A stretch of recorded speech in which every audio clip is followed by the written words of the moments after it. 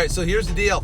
I am going on an appointment right now with a motivated seller. It's a rental property for the seller.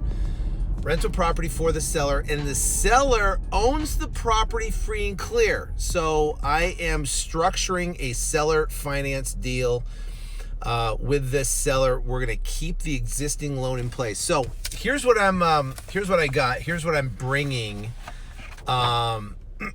Here's what I'm bringing on the contract. Wait a minute.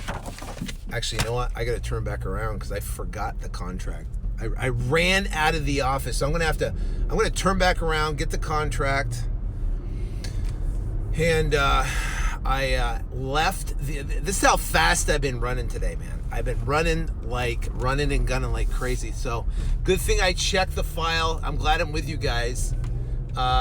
Check the file. I'm gonna flip a Yui right now. Don't do this. I'm flip a Yui, and I'm gonna head back to the office real quick, and I'm gonna grab. I literally left out of the office. I ran out of there so quick without the contract and without the addendum. You have to have the contract and the addendum to be able to structure a seller finance deal. So so I've got to head back there right now. So my appointment's technically not till 6. He wanted to see if I could get there early because he usually goes to dinner with his wife at 6 o'clock. So I'm trying to get over there early, but I'm not going over there without the contract. I'm not going over there without the addendum, and you got to have the addendum. And I'm gonna take you through the addendum to show you how to structure a deal where there's no loan on it. So I'm gonna structure a seller finance deal with a seller right now, and they don't have a loan. So I gotta write the paperwork, which I'll share with you on how to write the paperwork correctly when you have no loan in place. All right, so I'm going to an appointment right now, and I forgot my contract back at the house. Back at the office here, so I had to run back there, get the contract and the addendum. So I'm off now. So let's talk about this deal. Guy owns the property free and clear. All right, I got some pretty good low comps here. I got my contract and my addendum, and I'm prepared to go talk to him. So what to do with a property that the seller owns free and clear? What we're going to do is we're going to actually create a note. So we're going to create a note and deed of trust that the seller is going to carry back the note and deed of trust. So what we're going to do, let me get the addendum out here so I can show you. This is the paperwork right here. This is it, right? This is how you structure a seller finance. I got basically 3 papers. This is the original just contract, right? Here's the contract. And what you're going to do in the purchase price right there, I'm going to say, in the purchase price, I'm going to say, see addendum. Everything happens within the addendum. In the addendum, I literally have 3 items on the addendum. 1, buyer agrees to pay seller X amount net at closing. So that's the amount of cash. Because remember, he's going to carry, and then we've got cash. Seller agrees to convey title via an agreement for sale, land contract, contract for deed, general warranty deed, whatever it may be. And here's how the structure happens. Seller agrees to carry back X amount of dollars. In this case, I'm going to get him to carry back, I'd like to get him to carry back $220 or $230. So I'm going to carry back $230,000 in the form of a note and deed of trust. That's the instrument that is recorded that secures the note and deed of trust, right? The note and deed of trust secures it on the property for the term of X amount of years. Now, I'm going to negotiate 5 years on the deal. I'm going to try to get 5 years at a interest rate, and the interest rate could be 3%, 5%, 2%, 6%. We just have to make sure that the interest rate along with the carryback amount is less than the rent. So the rent's in there, rent for about $1,500, $1,600. It's actually a very good neighborhood. Because it's $1,500, $1,600, we can get pretty. I mean, if he wants a 6%, I could make 6% happen. I'm going to try and negotiate 4 to 5% on the interest rate, right? So that's the interest rate with no prepayment penalty, amortized. Amortized is the key thing, over 30 years, right? So you have to have the amortization language in there. Otherwise you're holding a carryback for $240,000 for 5 years. Now think about a car.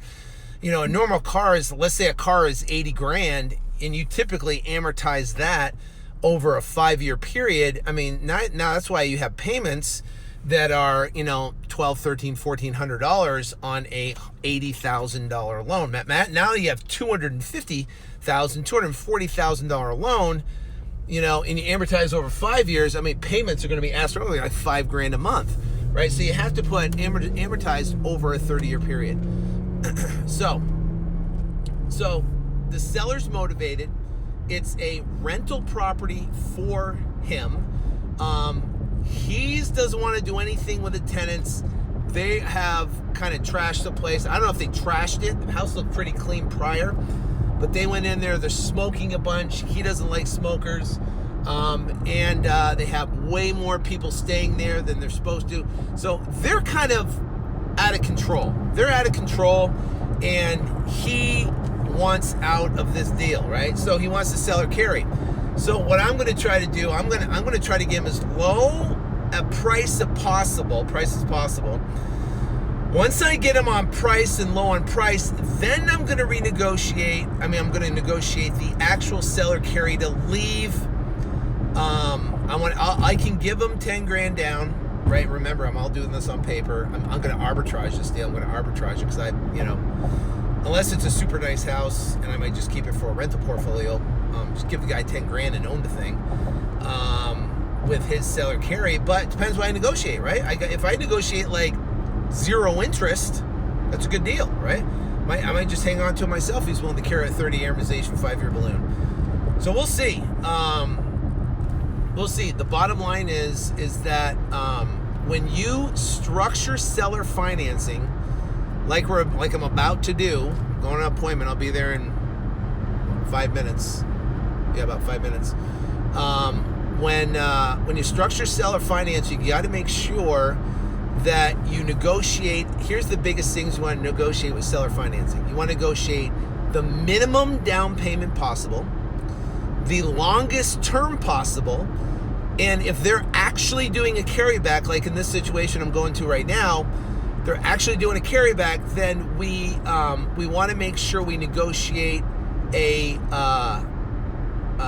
basically the least amount of interest possible.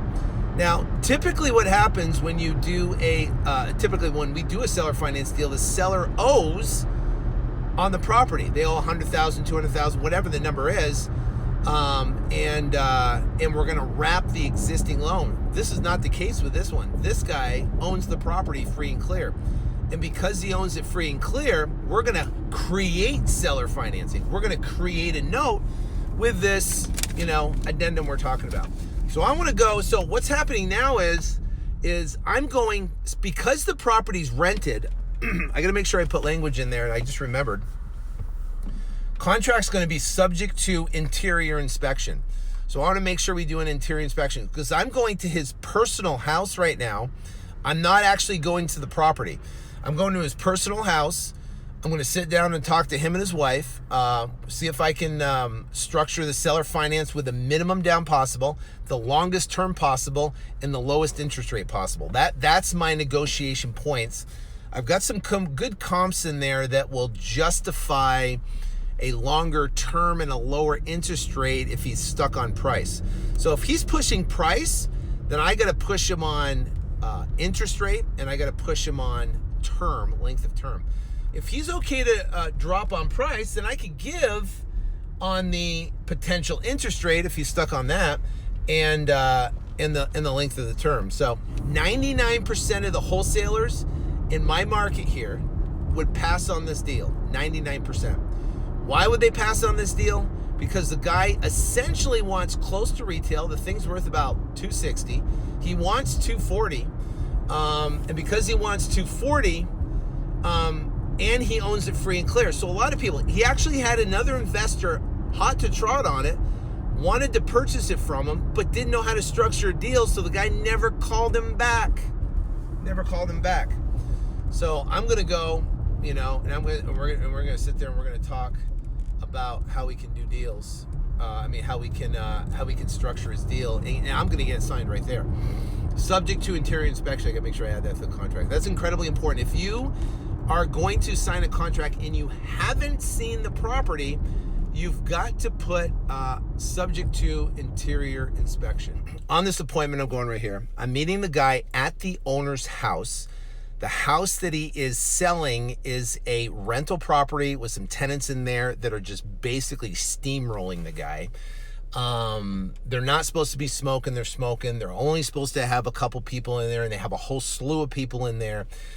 He doesn't know how to confront them. He doesn't know how to deal with them, so he's nervous, right? He just wants to get out of this deal. He tried to sell it, put it on the market. The tenants wouldn't let people in. They were smoking in there.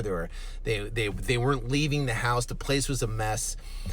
So it's a mess. So what happened is now he's done. He's at it. I just want to get rid of it and sell it. But he owns it free and clear, which is amazing. Not many people do.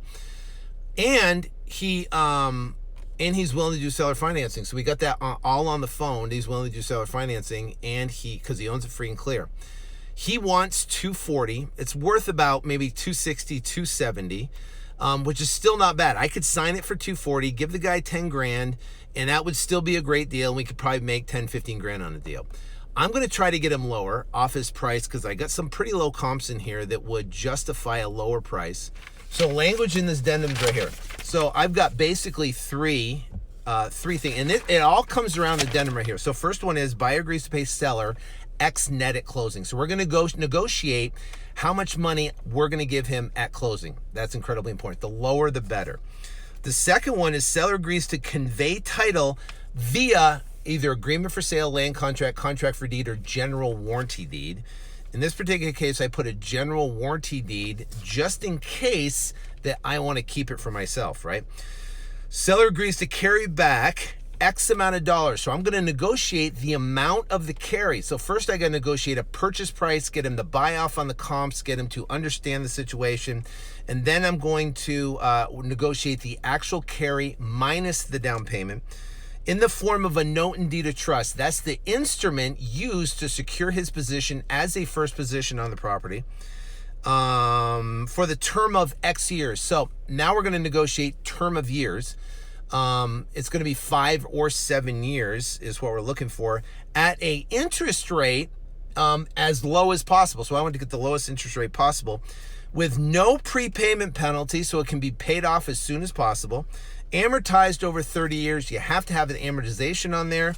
Otherwise, it's going to amortize it over 5 years. So, and payments would be like $4,000 a month. So, I got my comps. I got all my stuff here. So, I'm going to the house. You guys, what I'm going to do is I'm going to go and I'm going to try to record the conversation so you guys can hear it. But then hang on, make sure you put your post notification on, do whatever you're going to do to get notified. But then as I exit the property with the contract, I'll come back on the live, and I'll go back live and I'll share the entire experience with you. If you're following people on Instagram or whatever, and they're teaching all this stuff and how to do stuff, and they're not actually out there doing deals and signing contracts and getting deals done, then don't follow them, unfollow them, right? Don't go to their stuff, don't buy their stuff, because it's just going to be a bunch of bogus, big airy-fairy stuff with no details. I get granular, like language in the contract and how to write it. So I'm going to come back to you after I'm done. Make sure you put your post notifications on, and I'll talk to you soon. Take care. God bless.